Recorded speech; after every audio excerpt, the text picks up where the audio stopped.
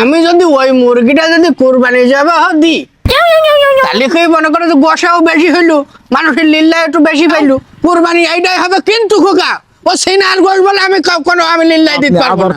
খাও খাও খাও, ওই পাতা খাও খাও।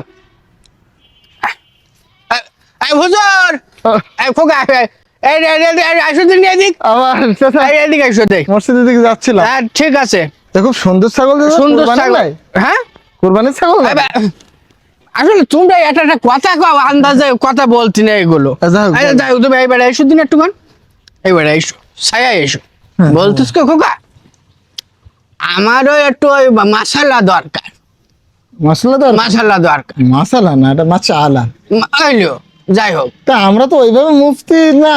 যাই হোক, হাদিস কোরআন বলেন দেখ। এখন ওই যে কোরবানিতে তো ধরো মনে করো যে ওই ছাগল গরু দিতে হয়। হ্যাঁ, তো দেখা যায় আমি একটা যদি ছাগল দিই, ছাগলে দেখা যায় কত কেজি বা গোশ হবে 3-4 কেজি বা 5-7-8 কেজি 12 কেজি এরকম হয়। কই ছাগলটা দেখলাম তো ভালোই 30। ওই ছাগলের ও হিসাব আলাদা, ও ছাগলের দিক তুমি বলি না, আমার কথাটা তুমি আগে বোঝো। আচ্ছা, মনে করো যে ছাগল ধরো হ্যাঁ, আটো ছোট ছাগল হলে অনেক সময় 6-7 কেজি গোশত হয়, হ্যাঁ এটা হয়। হ্যাঁ, কিন্তু আমি চিন্তা করলাম, আমাদের ওই পাড়ায় যে খামারে, হ্যাঁ খামারে আমি দেখলাম একটা ওই যে অস্ট্রেলিয়ান মুরগি একটা আছে। হ্যাঁ হ্যাঁ হ্যাঁ, হ্যাঁ, ওই মুরগির ওজন প্রায় 12-13 কেজি গোশ হবে ওই মুরগির। হ্যাঁ, বড় বড় আসলে আমি একদিন দেখলাম কাশেম চাচার একটা নেগেছে 16 কেজি। 16 তাহলে বলো, বড়। আমি যদি ওই মুরগিটা যদি কোরবানি যাবে দিই, তাহলে কি মনে করো যে গোসাও বেশি হইলো, মানুষের লিল্লা একটু বেশি পাইলো। কথার কথা বললেন, ওরা কি কোরবানি হয় নাকি? কোরবানির তো কিছু নিয়ম আছে, হাদিস কোরআনে যা পাওয়া যায় আমরা তো শুনেছি। সবকিছু মিলাই দিলে আপনার কোরবানি হবে আপনার ছাগল, ভেড়া, মহিষ, উট, এরকম কিছু প্রাণী।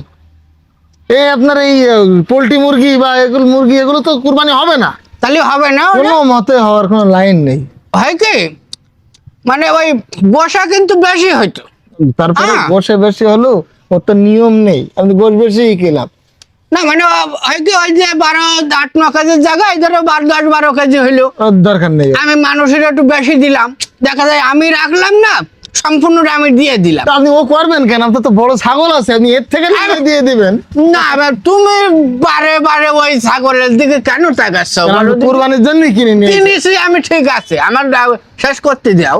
আমি কোরবানি দেবো না, আমি এরকম কথা কিন্তু আমি বলিনি। না না, বলেছি না না, তোমার কাছ থেকে আমি মাশাআল্লাহ আমি নিচ্ছি না, সে তো অবশ্যই তার জন্য আমার ভুল ত্রুটি না হয়ে যায়। হ্যাঁ, এইবার কোনোভাবে কোনো লাইন নেই 302 ধারায়ও কোনো ধারায় লাইন নেই। তাহলে আমাদের আমার সে শহীদুলটা যে কোয়ানে গেল, শহীদুল ভাই তো ওই তো শহীদুল, ওই যে এদিকে আয়। তোর আমি কতবার করে বলেছি, তোর আমি ছাগলটা খাওয়া, ভালো করে খাওয়া। কিরাম খাওয়াতে 3 দিন আনলাম ছাগলটা, কবে হয়েছে? 4-5 দিন হয়েছে। রসি কথা করে ছাগল কিনেছেন? হ্যাঁ, ভালো লাগে দেখলি যে ছোট্ট একটা বাচ্চা কিনেছেন, না এটা আগামী বছর আবার কোরবানি করার জন্য হয়তো। আমার কথাটা তুমি আগে শোনো, এটা হচ্ছে আগামী বছরের জন্য না, এইটা আমি কিনেছি এই বছরের জন্য, এই বছরই কুরবানি করবো। এটা সর্বোচ্চ 5.5 কেজি গোশত হবে। সেটা আমি আর বলেছি যে একটু ভালো করে খাওয়া, তো 7-8 কেজি জন্য বাড়ে। 7-8 কেজি বাড়ে এই কদিনের মধ্যে 7-8 কেজি কি বাড়ে? যাই হোক খোকা, তাহলে ওটা কুরবানি করবেন না? ওটা কুরবানি আমি দেবে না বলি ছোট, তুই চুপ কর, আমার কথা বলতি এর মধ্যে বেশি বুঝিস নি আগে। এই কি বেশি বুঝতে শিখে যাবে, আমার ওপরে বুঝলে হবে না। আমার কথা শোনো খোকা, এই ছাগলটা ওটাও দেবো আমি কিভাবে কি বলে। আচ্ছা তুমি এদিকে আইসো দিন একটু, জানি যাদের খাওয়াই গিয়ে যা, এদিকে আইসো দিনে আমি বলি শোনো জিনিসটা, ওইটা মূলত আমি কোরবানিতে দেবো। ওইটা কোরবানি করবার, এইটা বাড়ি বসার জন্য, হ্যাঁ, মানে পরের দিন জবাই করে এইটা খাওয়া হবে আর কি। সেইটাই তো বলছি, এটাও কোরবানি করবেন, হয়তো ওটাও করবেন, এইটাই আবার জবে হবে আর কি। আমি তো বলছি জবে হবে বলতে ওই পরের দিন বসার জন্য একটু হেরফের হয়ে যায়, মানে আমার প্রতি বছর কোরবানি দিলি হুম। আমার ওই লিল্লাই গোশ দিতে আমার গোশে মারিয়ে যায়। এত ফাইন ছাগল আমি কুরবানিতে লিল্লাই দিতে গেলে খুব আমার কলজিটা ফাটি যায়। আমরা আপনার কথা বুঝতে এই পারছি জন্য আমি চিন্তা করেছি এইবার যে ভালো একটা ছাগল দেখি নিজেরা জবাই করে খাবো, আর ওইরকম একটা যায় 5-6 কেজি গোশ হবে, ওইরকম দেখে একটা কুরবানি দেয়, সেটা লিল্লাই দেবো।